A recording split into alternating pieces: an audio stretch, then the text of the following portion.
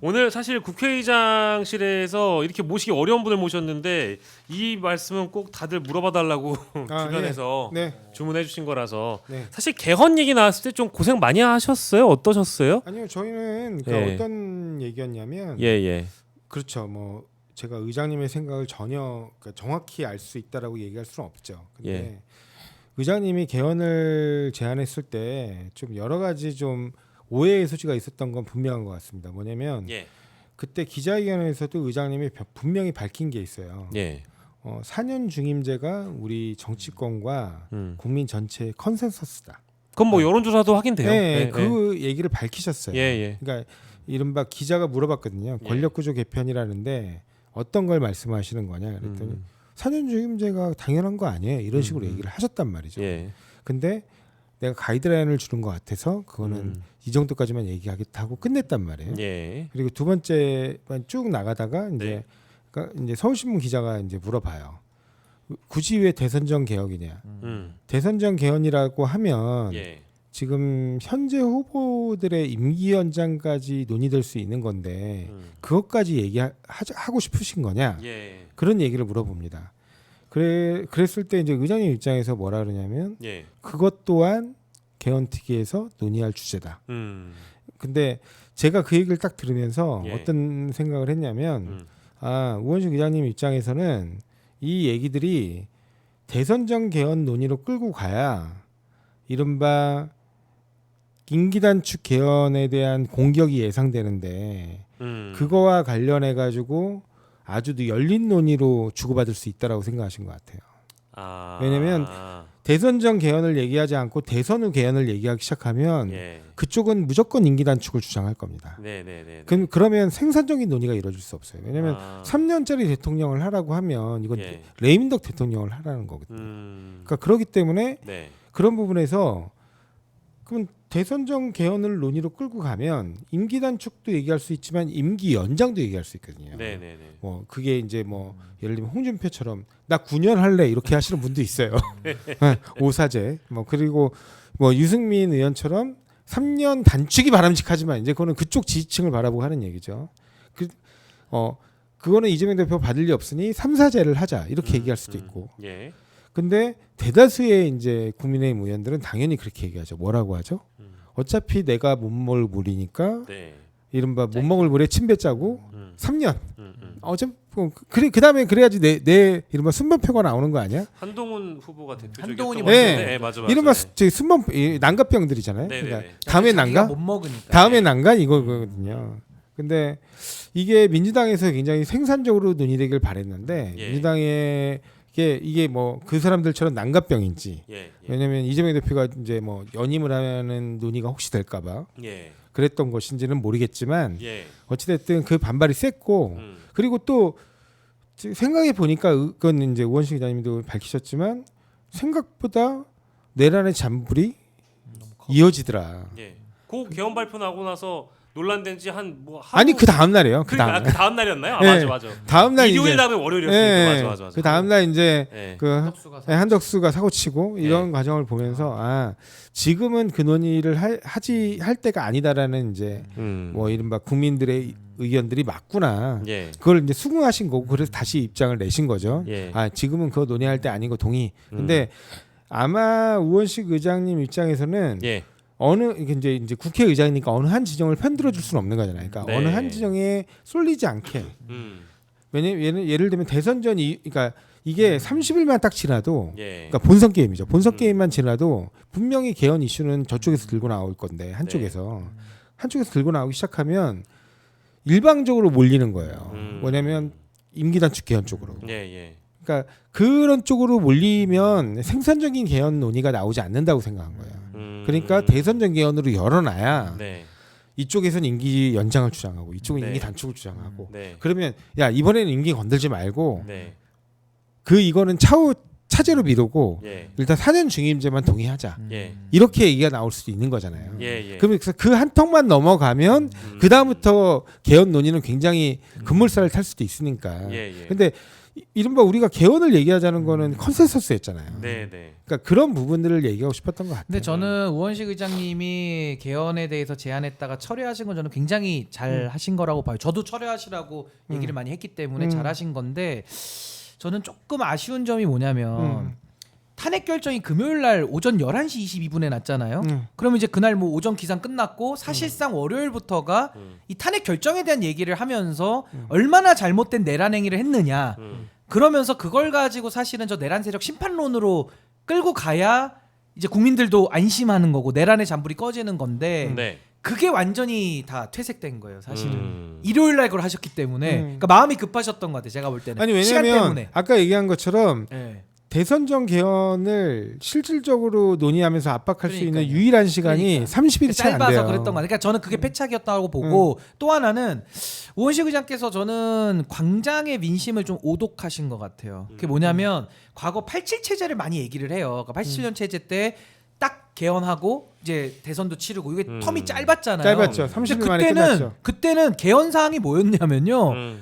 호헌 철폐, 독재 타도, 직선제 하자 이거를 가지고 넥타이 부대까지 다 나왔거든요. 그러니까 광장의 언어는 사실 개헌이었어요. 직선제 우리한테 주권을 돌려달라. 그렇죠. 그러니까 당연히 개헌하고 새 대통령 뽑죠. 그게 개헌이 된 건데 이번에 광장의 민심은 개헌 들고 나온 사람 없어요. 광장 나가 보십시오. 누가 개헌 얘기했습니까? 정치인들이나 얘기했고 특히나 국민의힘에서 내란 책임 회피하려는 인간들이 개헌 얘기를 했지. 네. 누가 광장에서 저 개헌 얘기한 사람 한 명도 못 봤거든요.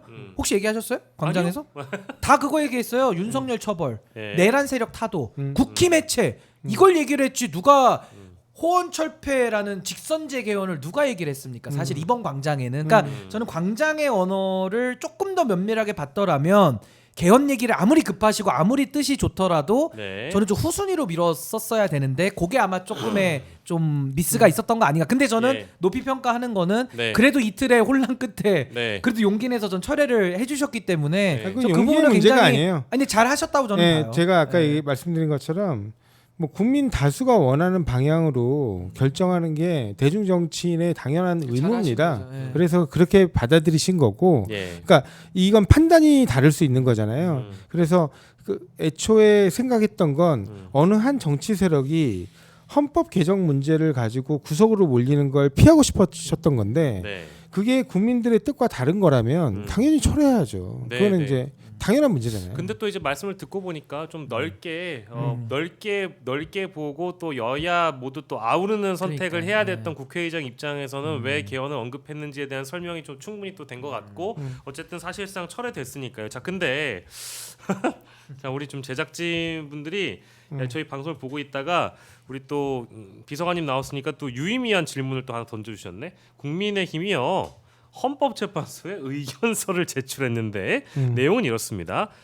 우원식 의장의 권한쟁의 심판 청구와 효력정지 가처분 신청에 반발을 해서 이해관계인 자격으로 의견서를 냈는데 요지는 이렇습니다. 이 권한쟁의가 이재명 하명이 의심이 된다. 우원식 국회의장은 정치적 중립을 위반했다. 소위 이재명 하명에 따라 움직인 것은 아닌지 의심이 든다고 이 의견서에 주장을 했습니다. 예, 그랬다고 합니다. 예, 국회의장실 그 말은 맞네요. 네? 그러니까 의장님이 하명 받은 게 아니고 네, 한덕수가 네. 윤석열한테 하명 받은 게 그런 맞아요. 거죠. 그게 이완규죠. 하명이 그건 맞아. 자, 어쨌든 뭐 국회의장 우리 비서관님의 또 입장도 들어봐야 되니까. 아니, 저희들은 국민의 하명을 받은 거죠. 예, 국민의 하명을 받은 거예요. 예, 왜냐면 그 한덕수가 이른바 이완규 함상훈 그 후보자를 지명했을 때 아니 그냥 뉴스 한 번만 보세요. 아이고. 뉴스들이 하나같이 다 비판적입니다. 왜? 아무도 이걸 예상하지 못했고 아무도 이걸 받아들이지 못했기 때문에요. 네. 그러니까 헌법학자들부터 시작해서 모든 사람들이 그리고 웬만한 법률가들도 아 이거는 수긍하지 못하겠는 거예요. 아니 이제 60일도 안 남았는데 예, 왜? 60일 후에 국민들이 직접 주권을 행사해서 선택한 그 대통령으로 하여금 간접적으로 어떤 재판관을 임명하는 걸 내가 지금 투표권을 행사해야 되는데 네. 어디서 듣도 보도 못하고 단 한 표도 내가 준 적이 없는 이상한 사람이 와가지고 자기가 다 임명하겠다는 거예요. 그걸 납득할 수가 없는 거예요. 음. 그에 대한 요구가 빗발치는 거죠. 예. 그러면 아까도 제가 말씀드렸잖아요. 대중 정치인은 국민의 뜻에 따르는 거예요. 음. 그래서 저희들이 하는 겁니다. 국민의 하명을 받았다.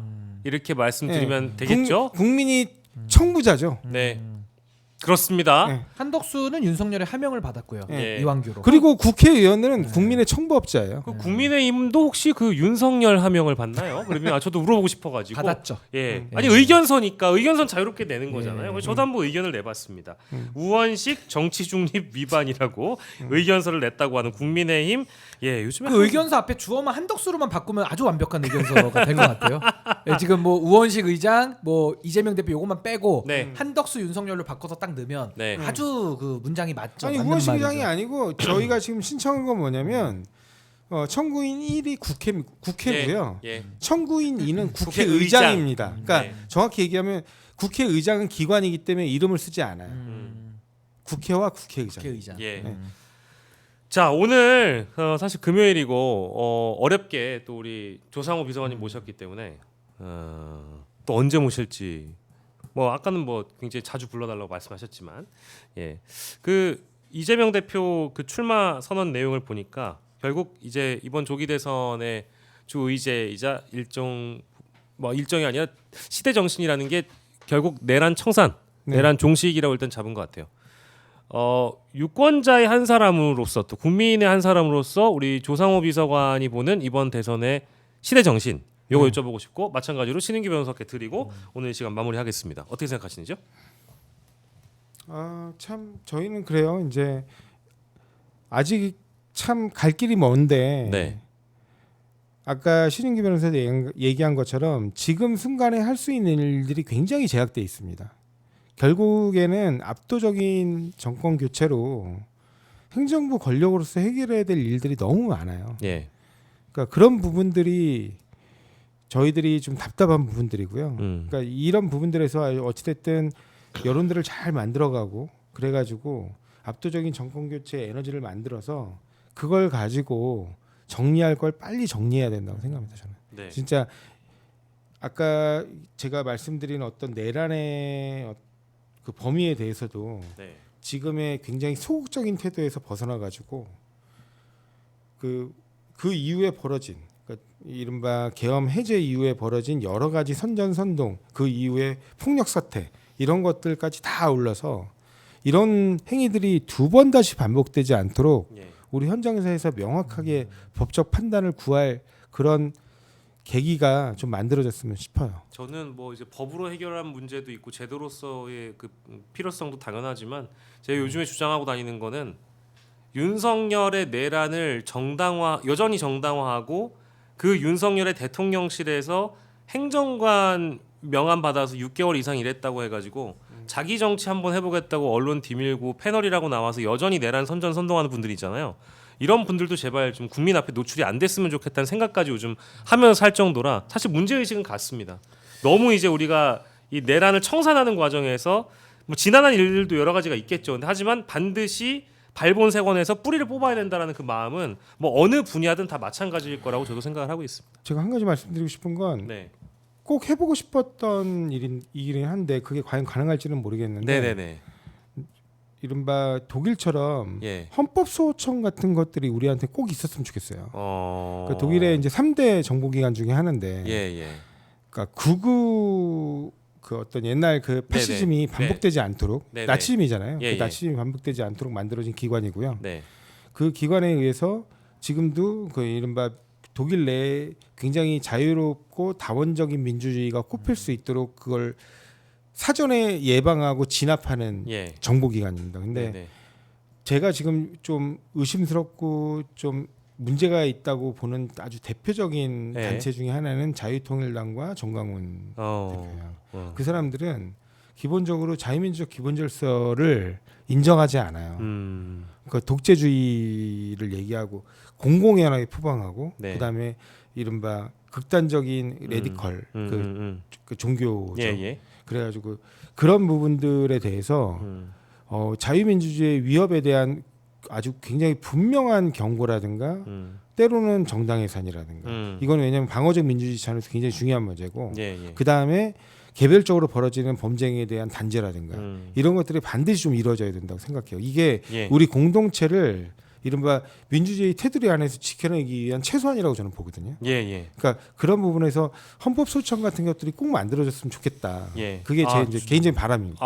저도 너무 동의합니다. 이게 이제 잠재적인 위협이었던 시절에 너무 국가 예산을 주고 전광훈이나 이런 사람들을 실제 키워주기도 했잖아요. 이명박 정부 시절부터 시작해가지고 세금을 먹고 자란 집단입니다. 근데 이 집단이 실제 국헌 문란 세력이 되어버렸어요. 그걸 봤던 게 서부지법 폭동이고 윤석열의 내란입니다. 자, 우리 신인기 변호사가 생각하는 시대 정신은?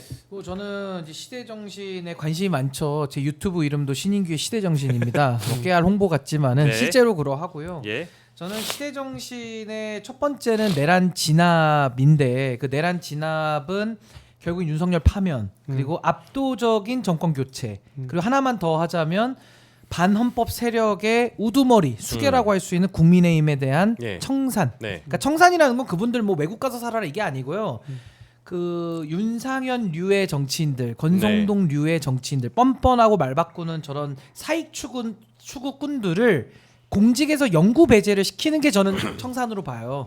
그걸 해내야지 이제 국민들이 안심하고 또 민주주의가 한 단계 더 올라가지 않나 저 그런 생각을 좀 갖고 있어서 아마 새 정부가 그 일을 좀 해야 될 것 같고요. 그 과정 속에 저는 좀 곱씹어봐야 될 게 과거 문재인 정권의 과오를 저는 답습하지 않았으면 좋겠습니다. 그때도 탄핵 이후에 어떤 사회 대개혁을 할 수 있는 기회는 너무 많았어요. 근데 그걸 다 놓쳤죠. 놓쳤을 뿐만 아니라 역행했던 부분들도 분명히 있거든요. 퇴행됐던 부분들까지도. 그러니까 그거를 저는 문재인 정권에서 있었던 약간의 그 우유부단함 그리고 방향을 좀 실종했던 부분들 그리고 행동을 하지 않았던 뭔가 이렇게 관망만 했던 이제 이런 것들을 새 정부는 반드시 해내야 되는 겁니다. 그러니까 저는 이거는 뭐 문재인 정권의 리더십과 또 이재명 대표가 대통령이 된다면 또 이재명 정권의 리더십은 또 다를 거기 때문에 이제 국민들이 거기 기대를 할 거거든요. 그럼 그거를 좀 확실하게 이번엔 좀 하는 그 노력이 저는 정말 필요하다라는 생각이 들고 과정에서 저는 하나만 주제를 꼽자면 저는 반정치 청산을 걸어야 된다고 봅니다. 반정치 청산. 근데 반정치라는 것은 윤석열이 그 증상이고 그 끝판왕인데 거의 괴물 같은 게 나온 거 아니에요. 근데 반정치는요 윤석열 말고도 하는 사람들 많습니다. 많죠. 대표적인 반정치 홍준표, 이준석 뭐 이런 분들이에요. 그러니까 반정치의 행태를 청산하는 걸 해야 되는데 왼손에는 그게 검찰이고요. 오른손에는 그게 언론입니다. 그러니까 검찰과 언론을 어떻게 정리하느냐 이게 반정치 청산과 맞닿아 있거든요. 그럼 저는 거기서 제일 중요한 게 언론에 빚져서 안 되고요. 검찰에 빚지는 방식으로 하면 안 된다. 그러니까 문재인 정권은 윤석열한테 빚을 지고 특수부 검찰에 빚을 졌기 때문에 또 그 자들이 커지면서 또 그걸 처치 못하다가 정권을 내주는 이 상황까지 왔거든요. 그러니까 이번에 새 정부가 들어서면 절대 언론과 검찰에 빚지는 방식으로 하면 안 된다. 그럼 누구에게만 빚을 져야 되느냐?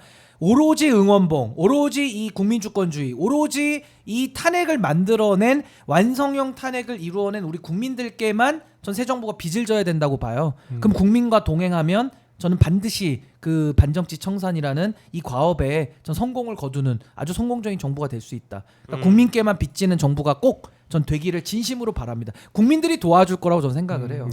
근데 제가 볼 때는 이재명 대표가 당원 주권 시대를 또 열었고 굉장히 그런 쪽에 능한 분이라고 저는 생각을 하거든요. 그러니까 이제는 당을 넘어서서 만약 이제 대권에 나가고 대통령이 된다면은 이제 국민들과 함께하는 국민주권 시대를 진짜 열어야 될 막중한 책임이 있는 거기 때문에 전 그 부분만 잘 해내신다면은 전 새 정부는 그 동안에 못했던 그 반정치 청산을 좀 반드시 좀 이룰 수 있지 않을까 기대를 좀 해봅니다. 네. 그래서 압도적으로 이겨야 돼요. 압도적으로. 알겠습니다. 예, 너무 좋은 말씀 마지막으로 주셨어요. 예, 오늘 두 분과 이렇게 긴 시간 함께 해봤습니다. 그 끝에 얘기하다 보니까 좀 더 길어졌네요. 신인규 변호사 그리고 조상호 국회의장 비서실 제도혁신 비서관님과 함께 했습니다. 오늘 금요일 밤이었고요. 끝까지 여러분들과 함께 할 수 있어서 너무너무 감사했습니다. 저희 정치 라이브는 다음 주 월요일 밤 10시에 다시 돌아오겠습니다. 두 분 고맙습니다. 감사합니다. 감사합니다.